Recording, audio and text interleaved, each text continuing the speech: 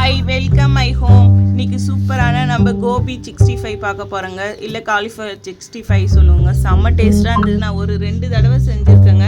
ஆனால் இந்த தடவை தாங்க நல்லா கிறிஸ்பியாக மொறுன்னு வந்ததுங்க.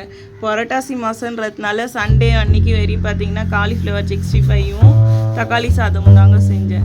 ஃபஸ்ட்டு பார்த்தீங்கன்னா காலிஃப்ளவர் நம்ம வீட்டுக்கு எட்டு வந்தோடனே ஃபஸ்ட்டு சுட தண்ணியில் கழுவுணுங்க. அப்படி சுட தண்ணியில் கழுவுங்க. அப்படி இல்லைன்னா 4 கட் பண்ணிவிட்டு குட்டி குட்டியாக கட் பண்ணி அதை வந்து சுட தண்ணியில் வந்து உப்பு மஞ்சள் தூள் போட்டு நல்லா வேக வச்சுருங்க. ஒரு கொதிக்கிற அளவுக்கு வேக வச்சுருங்க. ஒரு வேக வைங்க. அப்படி வேக வைக்கலனா கூட நல்லா சூடாக கொதிக்கிற தண்ணியில் இதை போட்டு வடிகட்டி எடுத்துட்டா கூட போதுங்க.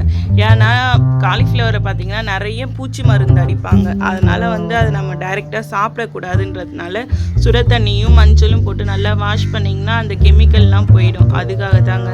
ஏன்னா குழந்தைங்களாம் வந்து அதை ஃபேவரேட்டாக நல்லா விரும்பி சாப்பிட்றாங்க அந்த காலிஃப்ளவர். அதனால் நம்ம அது மாதிரி செய்யலாங்க. ஃபஸ்ட்டு பார்த்திங்கன்னா இஞ்சி பூண்டு பெருஞ்சீரகம் கொஞ்சோண்டு போட்டுக்கிட்டேங்க.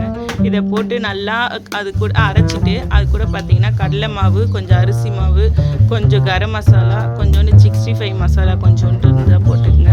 அப்புறம் இஞ்சி பூண்டு பேஸ்ட்டுங்க எல்லாத்தையும் போட்டு அப்புறம் கொஞ்சம் லெமன் ஜூஸ் போட்டு நல்லா பிசைஞ்சிடுங்க. நல்லா இந்த கொஞ்சம் ரொம்ப தண்ணி ஊற்றிடாதீங்க. தண்ணி ஊற்றிங்கன்னா ஒரு மாதிரி ஜவ்வு மாதிரி இருக்கும்.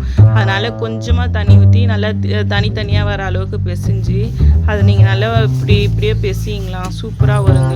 ஃபஸ்ட்டு பார்த்தீங்கன்னா இது மாதிரி தாங்க ஒட்டுற மாதிரி இருக்கும். நம்ம ஒரு 5 நிமிஷம் இல்லை ஒரு 1/2 hour ஃப்ரிட்ஜில் வச்சு எடுங்களா. நல்லா தனித்தனியாக இருக்கும். நல்லா டேஸ்ட்டாக நல்லா ஜூஸ்லாம் வந்து நல்லா இறங்கி போயிருக்குங்க காலிஃப்ளவரில். இதில் நீங்கள் எப்பவுமே எந்த 65 இருந்தாலும் எது போடுறதா இருந்தாலும் ஒரு 1/2 hour முன்னாடியே ஊற வச்சுட்டு அது கட்டு போட்டு பாருங்களா சூப்பராக இருக்குங்க. இப்போ பார்த்தீங்கன்னா தனித்தனியாகவே நல்லா வருதுங்க. நான் அப்படியே எடுத்து வானலில் காய வச்சு அதில் போட்டேங்க. பார்க்கவே அவ்வளோ சூப்பராக இருக்குதுங்க. நீங்களும் இதே மாதிரியே செஞ்சு பாருங்கள். அதே மாதிரி பார்த்தீங்கன்னா ரொம்ப ஸ்பீடு வைக்காதீங்க. இது வேக வைக்கும்போது ரொம்ப ஸ்பீடு வைக்காது, ரொம்ப ஸ்லோவும் வைக்கக்கூடாதுங்க. மீடியம் இதில் வச்சு நல்லா வேக வைங்க. தீயாத அளவுக்கு நல்லா வேக வச்சிங்கன்னா ஒரு மாதிரி கிறிஸ்பியாக மொறுன்னு வருங்க. நான் ஃபஸ்ட்லாம் பார்த்தீங்கன்னா அப்படியே போட்டு அப்படியே உடனே எடுக்கிறதுனால எனக்கு அது மாதிரி கிடைக்கல. இப்போ ஒரு 10 நிமிஷம் அளவுக்கு சிம்மிலே வச்சு 2 பக்கமும் வேக வச்சு சூப்பராக மொறுன்னு கிடச்சிதுங்க. நீங்களே இதே மாதிரி ட்ரை பண்ணி பாருங்கள்.